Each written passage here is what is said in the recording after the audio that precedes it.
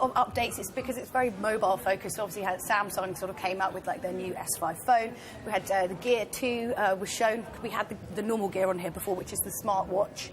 They've got the Gear Neo, which is the sort of more plasticky version and less expensive. Yes. Version of it. So it's got like a heart rate monitor in it, and there's also the Gear Fit as well. So it's very, very fitness tracker, tracking what you're doing and your activity, that kind of thing. Possibly one of the more frightening sort of Charlie Brooker Black Mirror-esque ones is the new Sony's smart band watch, which is more of a lifestyle tracker. So it doesn't track your heart rate, but it will track what you do. So on the actual band itself, you can press the button. Say you're out having a lovely dinner, get some lovely news, like maybe your friend's having a baby, or maybe you get proposed to. I don't know what you get up to in your free time. But you can basically press... Thanks very much. All the time? Right. How many times? Yeah, obviously.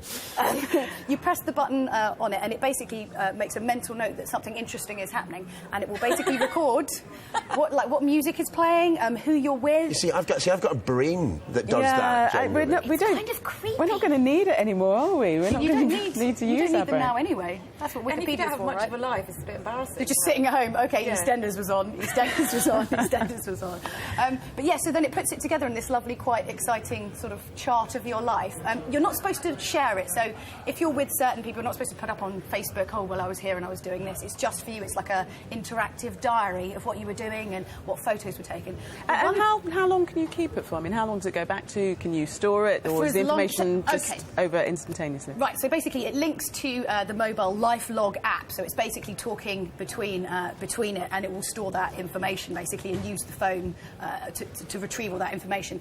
The weirdest thing they did announce, though, was that they've come up with like a concept camera that can be used with it. So theoretically, you could just wear this camera, and they haven't sort of said quite how it's going to work. But there's a similar bit of tech called the autographer, which is basically a camera that you wear that's about 300 quid, and it just takes like pictures during the day. So maybe it'd be something like that, which is kind of weird. So you'd have like this picture of your life. But, you know, memories are meant to fade, and also weird, and also NSA. There's so many things that could go wrong with that, right? It's so bizarre. I'd love to know where they...